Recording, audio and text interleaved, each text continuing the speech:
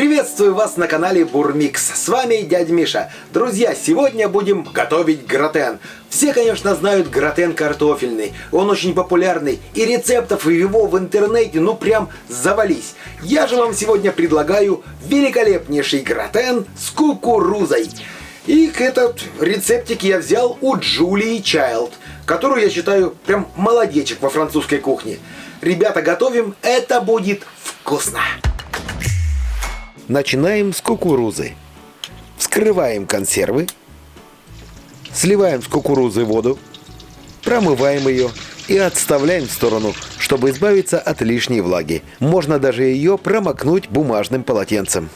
Пока у нас кукуруза освобождается от лишней влаги, натираем сыр. Берем сыр с ярким вкусом. Я использую пармезан. Теперь нужно приготовить сырный соус для гратена Морней, который в свою очередь готовится на основе соуса бешамель. Потому ставим сотейник на плиту, выкладываем туда сливочное масло, добавляем муку и, постоянно помешивая, превращаем в однородную массу. Затем частями вливаем горячее молоко. Влили, перемешали до однородности, как только молоко все впиталось, добавляем еще молоко.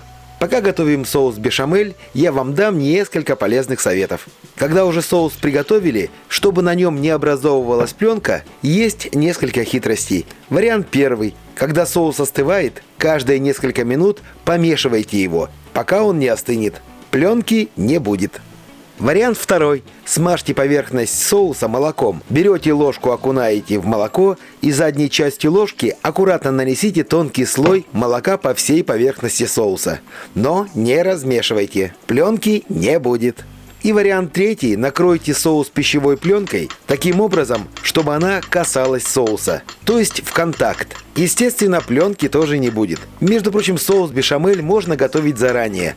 В холодильнике он простоит 2-3 дня. Ну а если вы вообще собираетесь готовить заранее, то этот соус даже можно заморозить. И пока я вам все это рассказывал, соус у нас уже готов. Снимаем его с плиты, добавляем мускатный орех. Если вы не любите мускатный орех, можете его не добавлять. Немножко черного перца и, конечно же, соль. Соль по вкусу. Но смотрите аккуратно, так как мы будем готовить сырный соус Морней, а сыр сам по себе соленый, будьте с солью аккуратны. Лучше солить, в принципе, чуть попозже. Перемешиваем, даем соусу немного остыть, наверное, минуты 3. И только потом добавляем сыр. Перемешиваем до растворения сыра. Будьте аккуратны. Если вы вмешиваете сыр в слишком горячий соус, ну прям с плиты, он может стать волокнистым и неоднородным. Если у вас вдруг случился такой казус, не переживайте. Чтобы это исправить, вскипятите его, добавив немного лимонного сока или белого сухого вина. Соус станет однородным. А у нас тем временем сыр растаял. Пробуем на вкус. Если вдруг не хватает соли, вот только теперь подсаливайте. У меня все идеально. Продолжаем готовить гратен.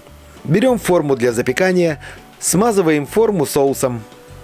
Всыпаем кукурузу, вливаем остальной соус. Перемешиваем и разравниваем вот таким способом. Ну и теперь, чтобы получилась великолепная, замечательная сырная корочка сверху, именно гратеновская, посыпаем сверху сыром и отправляем в духовку, разогретую до 210 градусов, нагрев вверх-вниз, поближе к верхним тенам. Выпекаем таким образом до образования румяной корочки. Пока это происходит, можете подписаться на канал, если вы еще не подписаны, ну и поставьте лайк этому видео. Рецепт классный. Мне для приготовления гратена потребовалось ровно 25 минут. Можно подавать. Такой гратен великолепен как самостоятельное блюдо, так и он очень хорошо подходит и к курице, и к мясу, и даже к рыбе. Друзья, если вы любите кукурузу, обязательно приготовьте по этому рецепту. Вот это вот хрустящая сырная шапочка, это просто обалдеть. Ну и, конечно, сочетание кукурузы и этого соуса. Очень вкусно. Обязательно приготовьте, порадуйте своих друзей, близких. Мы, конечно же, обязательно еще вернемся к французской кухне и приготовим что-нибудь интересное и неизбитое. А я пока с вами прощаюсь. До новых вкусных рецептов. Пока! Бурмикс.